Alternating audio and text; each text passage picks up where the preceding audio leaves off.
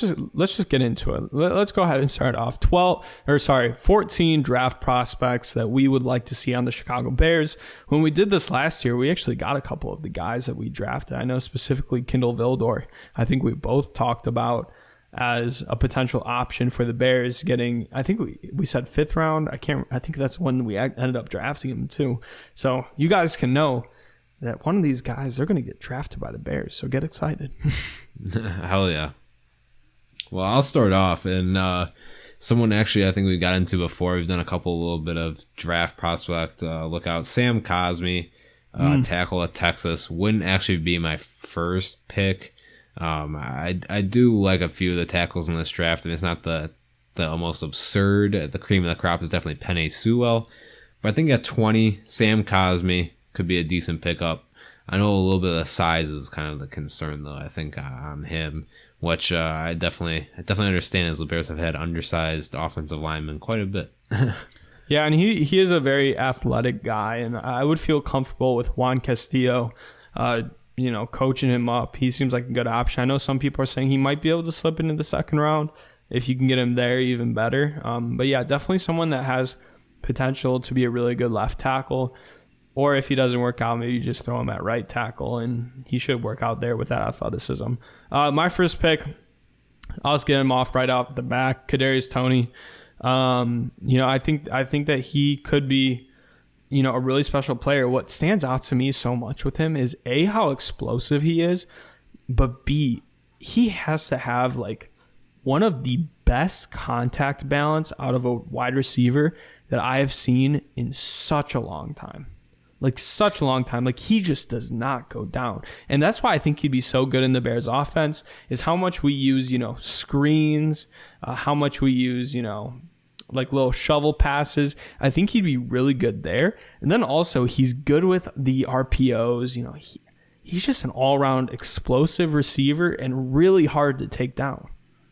Yeah, you throw it to him on a nice deep comeback route, and he's able to shake that cornerback, and you're gonna see why it's so important to be able to make that break that tackle off initial contact. I think that's really not something that's talked about a lot, even with wide receivers, especially because we don't really think about them being the most physical players. But hey, man, when you can break that first tackle, and when you're playing wide receiver, and usually they're working with a lot more space, that ability to get out of that first one's gonna allow you to create a lot more. And that's what we saw him do at Florida.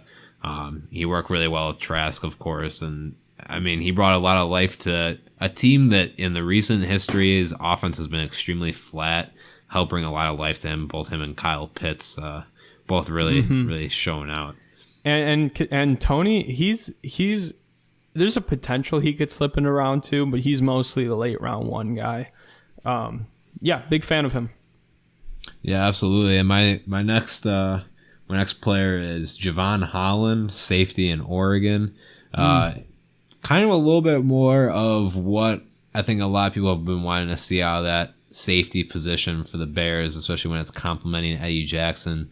A little bit more of that player that can mix it up down in the run defense, but also holds his own in pass coverage. A little bit more balanced, but it's not really afraid to mix it up. I think we've kind of seen shy play from the safety, especially the strong safety role here recently, and I think that he would bring a decent amount of stability there too. You bring in a player like that on a young rookie contract, and you don't really, with him, Jalen Johnson, you don't really have to worry about, signing any. You have 2 quality DBs that are playing on really good deals. That's essentially what I'm trying to say. All right, guys, really quickly before we continue with the show, we have to let you know that this podcast is supported by Manscaped, who is the best in men's below-the-waist grooming. Manscaped offers precision-engineered tools for your family jewels, and they obsess over their technology developments. They're trusted by over 2 million men worldwide, and we have an exclusive offer code for our listeners, 20% off plus free shipping using code BEARNECESSITIES, no space, at manscaped.com. Manscaped sent both Reese and I over a bunch of their tools and formulations from their Perfect Package 3.0. And guys, Manscaped is a great company. They wanted us to wait until we try the products to give you guys our honest opinion, and it is a very good product. They have no-nick technology and a little LED light which helps you get the job done a little bit easier. Both Reese and I have really enjoyed the Lawnmower 3.0 so far, and we're looking forward to trying a lot of their other products. The underwear that they sent us in the box too has been spectacular, and if you guys are into athletics or go to the gym frequently, highly recommend those as well. And guys, really quickly, if you use the same razor on your face as below the waist, guys, that's a little bit nasty. Try to pick up something specifically engineered for that below the waist region with the Lawnmower 3.0. Get 20% off and free shipping with the code BareNecessities at manscaped.com. That's 20% off and free shipping using code BareNecessities at manscaped.com. Make sure you check how to spell that in the description. That's going to support the podcast tremendously. Unlock your confidence and always use the right tools for the job with Manscaped. Yeah, and I have another DB on my list as well. That's cornerback J.C. Horn. Some people are saying that he could even slip into round 2 as well. I think he's so underrated in this draft. I think he's the best cornerback in the draft, truthfully. Someone that would complement Jalen Johnson really well. And then you'd have, 2 cornerbacks on rookie contracts. That would allow us to devote a lot of money to other positions going forward. And just, someone that I think is just a really good cornerback. He plays at South Carolina. A school that's been pumping out some good football players recently. Just big fan of him. He's, again, another guy that we'd probably have to target in round 1. I know a lot of people would be upset going defense, but, we do need a cornerback. I'm not going to lie, I'd probably be a little upset, but at the same time, there's no doubting that he's that quality of player that should be picked in that area. And, I feel great with Jalen Johnson.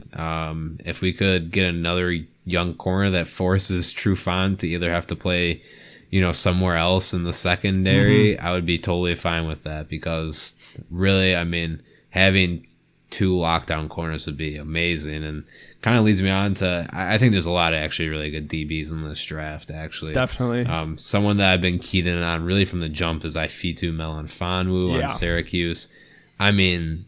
He's physical. He's got great size, which that's not really always something you see in a corner, and still has great ball skills. I just don't really see what's not to like from him. He could be a great value add to really any team that I think is going to be able to pick him in the second round. I think that's really as far as he'll go. I think he has the ability to really make it work. Maybe it could be like the Jalen Johnson pick of this draft, honestly, as far as quality pick at a good price. He reminds me a lot of Trayvon Mullen from Clemson last year. I don't know if you remember him, but really athletic guy. Plays good in press. He's just a good wide receiver. Kind of plays at an underrated school that doesn't get a ton of attention. So he can definitely be kind of similar, to Jalen Johnson playing at Utah.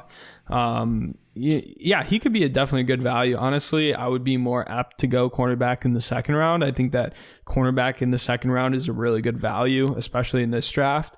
I would definitely be down for him. I think that if he wasn't on your list, he would have been on my list for sure. I'm going to do one last round 1 prospect here. This is offensive tackle or offensive guard. I think he's an offensive tackle. I think he's a left tackle in the NFL. Elijah Vera Tucker from USC.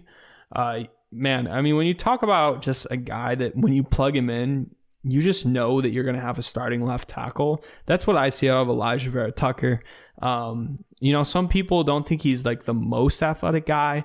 I think that's very overrated. I think that Elijah Vera Tucker is a left tackle at the NFL level. Did a really good job with it at USC. Just a good prospect. Just a guy that I think people are going to be surprised that he fell when it's all said and done. Yeah, I think so too. I'm actually surprised that he doesn't have a bit higher of a grade. I think I always liked his game at the college level, and usually, USC can actually be an offensive lineman factory. So I'm kind of surprised that his name didn't jump Jackson up. Back in last year for the Dolphins, he did good too.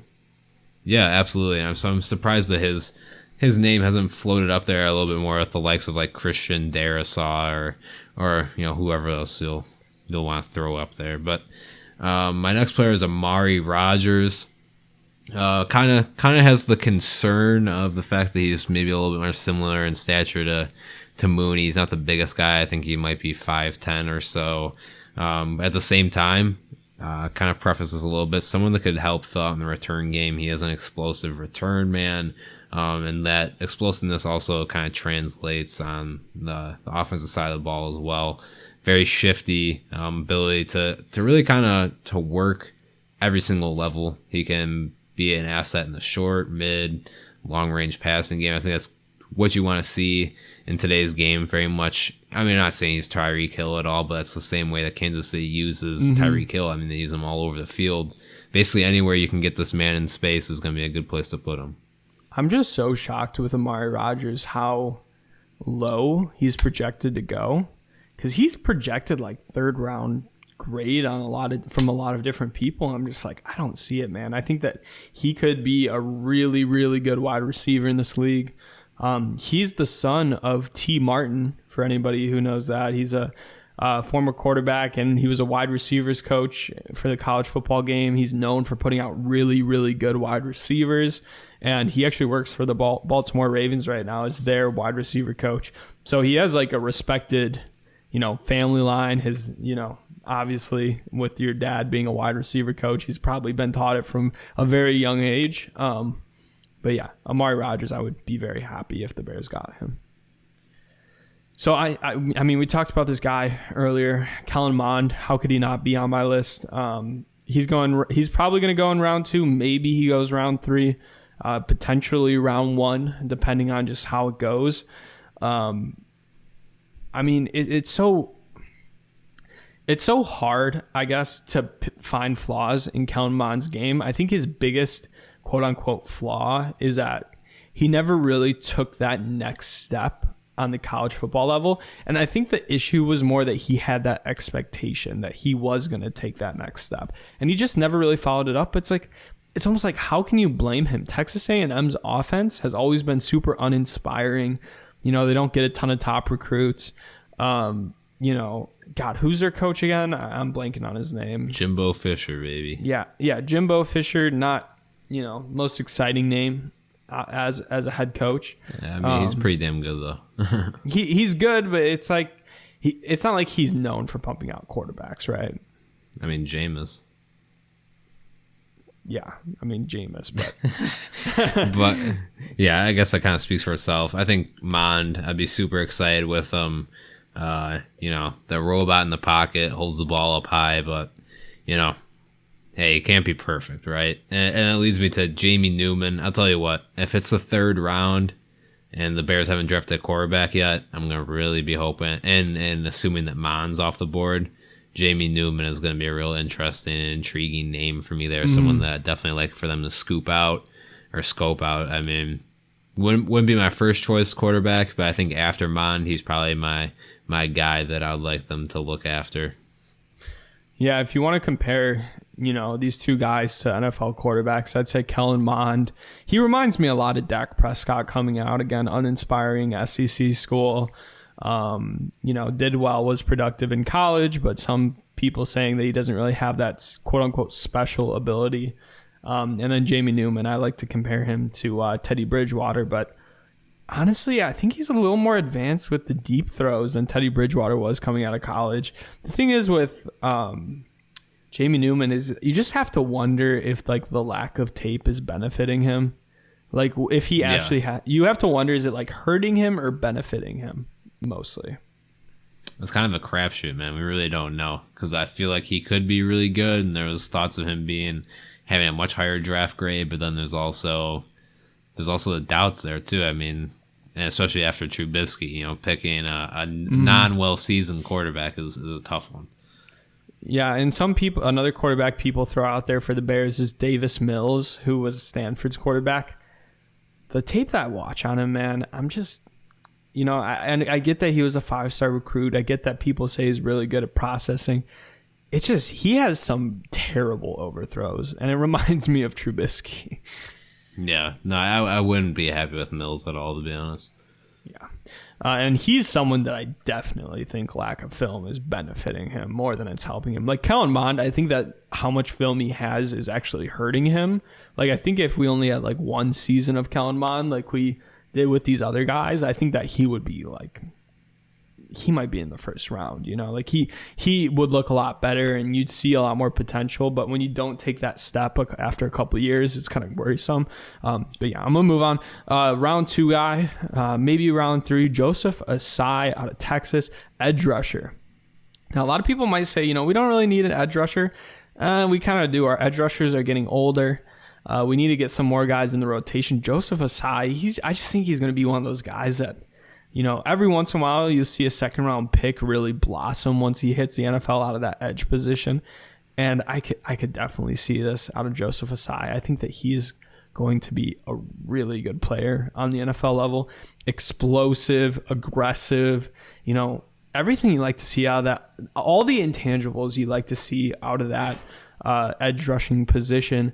And then outside of that, he has pretty violent arms, which I think is such an unteachable trait. He has so much aggression with his technique. He's not the most technically savvy, but that the basis is there. Yeah, there's actually a lot of decent edge rushers in this draft, and I didn't necessarily put any on my list just because I think I was so focused on immediate need. But yeah, you're totally right. I mean, those edge rushing pools getting a little aged on this team, and I think that looking towards him, towards Asai would be a good look. I mean, yeah, you bring up a good point with the violent arms. It's just kind of a mentality thing, right? I mean, you just can't really even, like you said, you can't quite train that in. He has that chip on his shoulders, everyone kind of like to say. So I got a couple of Michigan players to round it all out here. First one being Ambry Thomas, cornerback from Michigan. Someone that never really quite realized his full value. Once again, another person that does have return potential here. He's like could be the Eddie Jackson pick at like corner. He really just brings like that dynamic to the game. Always really like what he had. He's not the most physical corner, so that might be your knock on him a little bit. Has great instincts on the ball. Really, he maybe even looks like he plays a little bit faster than he maybe even really is. He just plays quick. I think he's a sharp thinker, and for that cornerback position, that's really kind of the main intangible that I'm looking for. Yeah, so my next guy is Creed Humphreys, center from Oklahoma. He's definitely the best center in the draft, and he's probably going to go in round 2. I think center in round 2 can be one of the best value picks you can have in the NFL.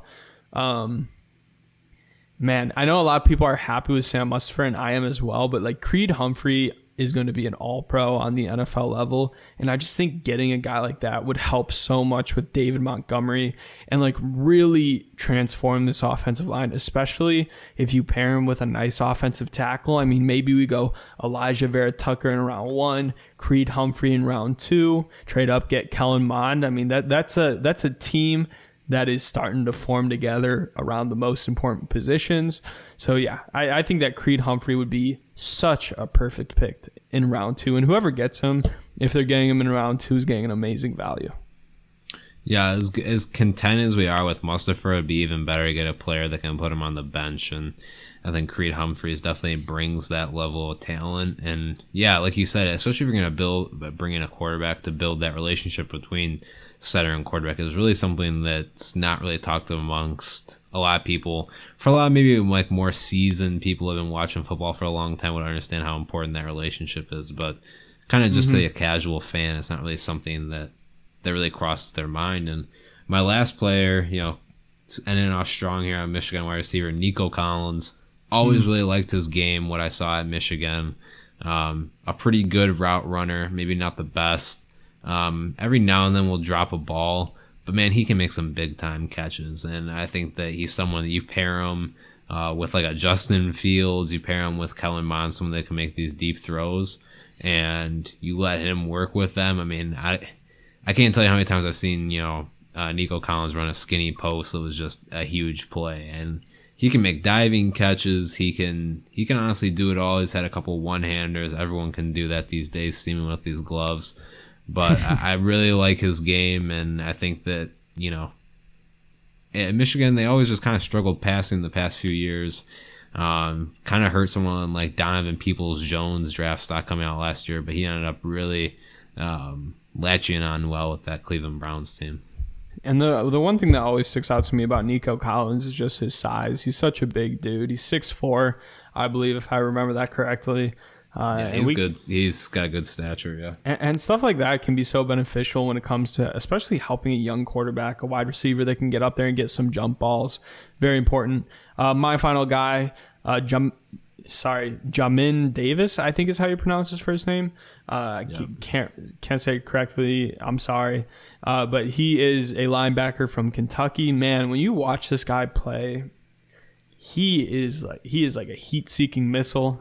Reminds me a little bit of how Roquan plays, where he's so athletic, he hits so hard, but he's also very, patient and intelligent of a linebacker, which is so important at this NFL level. I mean, we are so past the age of, just run and hit linebacker play, like back in 20 years ago when it was just like you hit, that's your job as a linebacker, you hit. Davis is a very good modern day linebacker, and I think it'd be great to replace our current linebacker on the team that's from Kentucky, Danny Trevathan.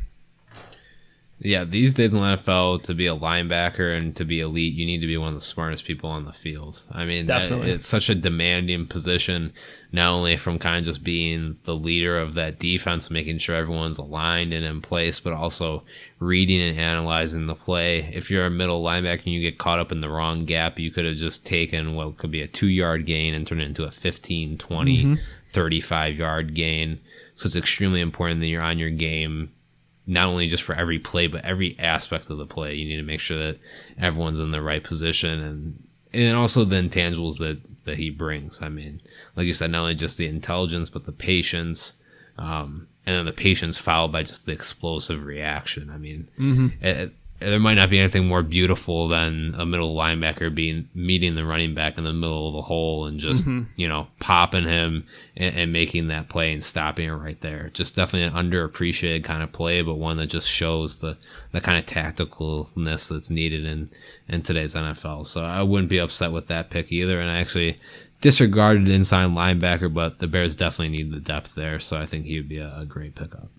And, he's just one of those guys I'm just so confident about. He's going to go in the 3rd or 4th round probably, but he is going to be a really great linebacker for whatever team drafts him. And honestly, nowadays you can find great linebackers. I mean, we were talking about this a couple podcasts ago, just how many good inside linebackers are being pumped out as far as athleticism goes. But now it's like, not only do you get that athleticism, but you get someone with good field vision and someone that, is one of the smartest guys on the field. And I think that, don't get me wrong, I think that Roquan Smith might actually still not be calling the defense. I'm pretty sure Danny Trevathan still does call the defense.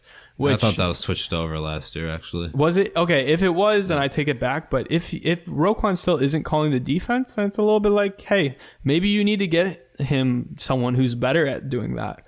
I think that Davis could definitely do that. But yeah, man, I'm excited for the draft. It's just I love the draft from the whole startup. Even you seeing Roger Goodell booing, I think it was kind of funny because last year it showed that Roger Goodell is a little bit human. They actually played like fake boos. I don't know if you remember that. Yeah, no, I do. Yeah. I thought that was kind of funny. But I'm excited for this draft, man. It's going to be such a key in seeing how this team is going to develop over the next year. Yeah, absolutely. I mean, this is a monumental draft. I mean, every year it kind of seems to be that way, but yeah, trust me when I say it, guys. I mean, this is a draft where the Bears could turn a lot of things around if they do it right. There really is a lot of value here in a lot of different positions, and I believe that at any point the Bears can really make an impact, throughout the whole draft by picking the right players. There's a lot of opportunity to get quality wide receivers later on, quality DBs, quality inside linebackers, and, hopefully potentially that quarterback. We're just going to have to see it all play out. I appreciate everyone for, staying tuned. If you listen to this long, somehow we managed to take this week with no news and turn it into 120 minute, goddamn, hour and 20 minute podcast. We're not Joe Rogan here, even though I wish we could be. We're not. Not yet. Not yet. Maybe someday we'll do a little interview podcast. We'll get some interesting people, but someday that'll be cool. Someday maybe we'll expand our reaches.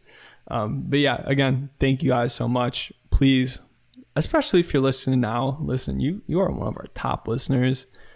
Thank you for a long 69 episodes. And please leave us a rating and review if you can. We are going to be reading off every new rating that we see every single week whenever it pops up. So, hey, if you want to, please 5-star. That's great too. Thank you guys so much. We appreciate you. And get ready for the draft. Have a good one. Bear down. Bear down.